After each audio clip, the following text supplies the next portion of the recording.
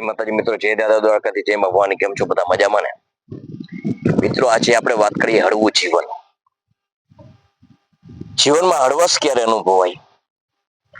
હળવા કોઈ જાતનો કોઈ વ્યવહારિક, કોઈ માનસિક કે કોઈ આધિવ્યાધિ ઉપાધિનો ભાર ન હોય, આવું હળવું જીવન ક્યારે બને?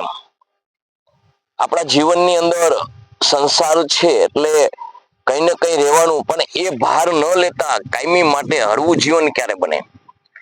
મિત્રો, ભગવાને જ્યારે આપણે આ સૃષ્ટિમાં આવ્યા શિશુ સ્વરૂપે માના ઉદરમાંથી, ત્યારથી બાળપણમાં આવ્યા અને બાળપણમાં હર જ્ઞાતિ હર સમાજના બાળકો સાથે આપણે જ્યારે રમતા, ત્યારે કોઈ પણ દુનિયાદારીની ખબર નહોતી, કોઈ પણ જાતનું આપણને ભાન નહોતું. ગમે તેનું મોઢામાંથી હોય તો આપણે ખાઈ લેતા, ગમે તે આપણું ખાઈ લેતા. આવો કોઈ પણ જાતનો ભેદભાવ નહીં. બસ ભગવાને નિષિદ્ધ ભાવનાથી જે માણસ રૂપે બનાવ્યો છે એવા આપણે હતા. આવું હળવું ફૂલ જીવન જ્યારે આપણને બાળ અવસ્થામાંથી જ્યારે યુવાનીમાં આવ્યા, ત્યારે આપણે ગતાગુમ આવી, આપણે ખીચા થયા, આપણે ખીચાની અંદર સંગ્રહ કરવા માંડ્યા, આ મારું આ તારું, આવી આપણે લૌકિક ભાવના જે આવી અંદરથી, એક આપણને એક વૃત્તિ જન્મ થયો અને તારું મારું માં વેચાઈ ગયા. મિત્રો, આવું જીવન જે આપણે હર કોઈ માણસના ઉંમર પ્રમાણે બદલતું રહ્યું, માણસ સ્વાર્થી બનતો ગયો, પણ આમાંથી આપણે જ્યાં જન્મ્યા ત્યારથી જઈએ ત્યાં સુધી ભગવાનના ઘરે, તો હળવું જીવન ક્યારે બને? તો એની આપણે આજ વાત કરીએ મિત્રો. હળવું જીવન જ્યારે ત્યારે બને કે માણસના મગજની અંદર સતત એ જ એક વિચાર દ્રઢ હોવો જોઈએ કે હું કશું લઈને આવ્યો નથી અને કશું લઈ જવાનું પણ નથી. ગમે તેવા ધમપછાડા કરીશ તો કઈ પણ વસ્તુ મેં અહીં મેળવેલી કોઈ પણ જાતની કઈ વસ્તુ મારી સાથે આવવાની નથી.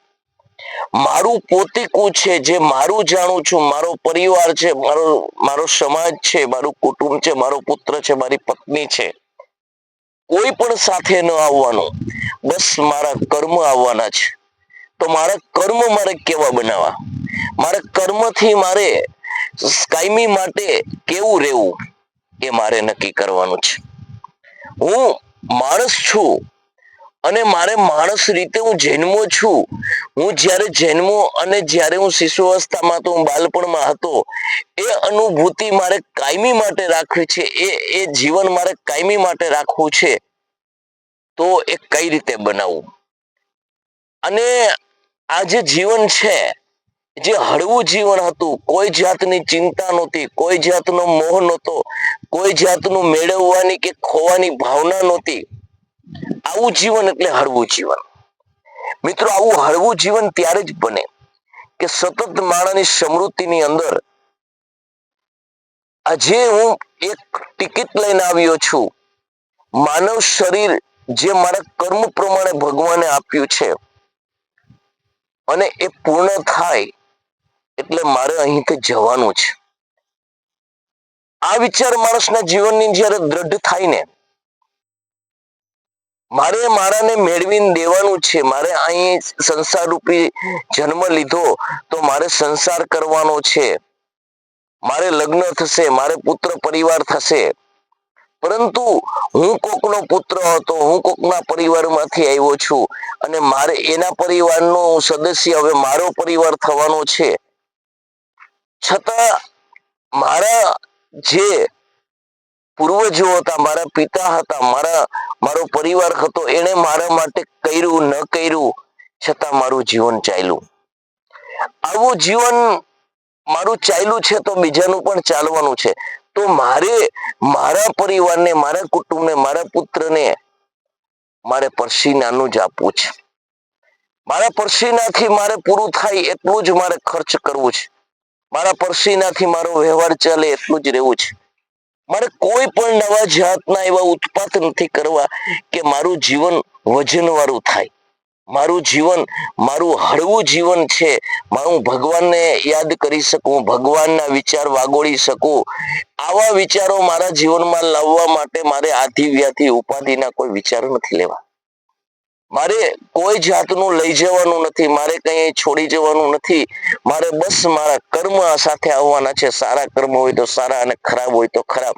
તો મારે શા માટે બધો જંજાળ કરવો?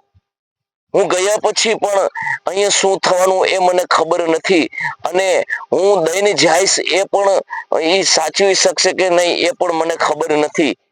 તો મારે મારા કર્મથી મારા પસીનાથી જે મળે એ જ મારા પરિવારને આપવું છે. વિશેષ મારે આપવું નથી. પાપની કમાણી આપવી નથી. પાપની કમાણી હું ન આપું ત્યારે મારું જીવન હળવું રહે. કારણ કે કોકનું મેળવવા માટે જે આધિ વ્યધિ અને ઉપાધિ અને જે ઉત્પાદ જીવનમાં થાય છે, ત્યારથી જ આપણા જીવનમાં બધી મુશ્કેલી આવે છે. માટે મારે કોઈનું જોતું નથી, મારે કોઈનું લેવું નથી. મારે મારા કર્મનું મેળવવું છે. મારે મારા કર્મ થકી જ જીવવું છે. આવું જીવન એટલે મારું હળવું જીવન. મારા હળવા જીવનની અંદર સતત મને ભગવાનનું સ્મરણ રહે. સતત મારા પરિવાર પ્રત્યે, કુટુંબ પ્રત્યે, સર્વ સમાજ પ્રત્યે, સર્વ માનવ સમાજ પ્રત્યે મને પ્રેમ અને હૂંફ લાગણી રહે. આ જીવન એટલે મિત્રો હળવું જીવન. હળવું જીવન જ્યારે માણસના જીવનમાં હોય ને, ત્યારે એ જીવનની અંદર જે મોજ મસ્તી અને જે આનંદ હોય ને, એવો તમને ક્યાંય જોવા નહીં મળે. કદાચ કરોડોપતિ માણસ હશે, અબજોપતિ માણસ હશે, એ શ્રીમંત હશે, એની વાહવાકાર ચારકોર થતી હશે, પરંતુ એના જીવનમાં હળવાશ નહીં હોય. એના જીવનની અંદર જે મોજ નહીં હોય, એની અંદર મસ્તી નહીં હોય. એનું કારણ કે એનું જીવન જે છે ને એ હળવું નથી. એમ મારા હળવા જીવન માટે મારે મારા સર્વત્ર પરિવાર કુટુંબને મારું ન ગણતા ભગવાનનું છે, ભગવાને આ બનાવ્યું છે અને હું એનો તો ખાલી સૂત્રધાર છું, આવી જીવનની અંદર હોય એ હળવું જીવન કહેવાય. મારો પરિવાર, મારું કુટુંબ આવું આપણે જોઈને તો હળવું જીવન કોનું હતું? તો કે જનક રાજાનું જીવન આવું હતું. રાજભારનો કારભાર બધો ચલાવવા છતાં જેમ એ રાજગાદી ઉપર હોય તે કર્મ પ્રમાણે, સત્યતા પ્રમાણે શાસન ચલાવવાનું, અને ગાદી ઉપર ઉતરી જાય એટલે એ બધું ન્યાન્ય મૂકી દેવાનું. એક માનવ જીવન જેવું જીવન જીવવાનું, સાદગી ભર્યું જીવન જીવવાનું, કઈ મેળવવાનું નહીં, કઈ ગુમાવવાનો ડર નહીં. આવું જેનું જીવન હોય ને એ મિત્રો હળવું જીવન કહેવાય. હળવા જીવનને મિત્રો અનુભવ કરીએ ને તો આપણે જે પૂર્વજો હતા ને, એના પાસે કોઈ ભૌતિક સુખ સાધનો એવા જબરજસ્ત નહોતા. એ અહીંથી આપણે ભાવનગર જવું હોય, આમ ઝાલાવાડમાં જવું હોય, કે પછી ગમે ત્યાં દુનિયાના છેડે જવું હોય તો એક ગાડાથી ચાલતા, 10-10 દિવસે પહોંચતા, 15-15 દિવસે પહોંચતા. પણ એના જીવનની અંદર કોઈ દી કંટાળો ના આવતો. એના જીવનની અંદર કોઈ પણ પ્રકારની મુશ્કેલી ના આવતી. એનું કારણ શું હતું ખબર છે મિત્રો? એ માનસિક રીતે ખૂબ હળવા હતા.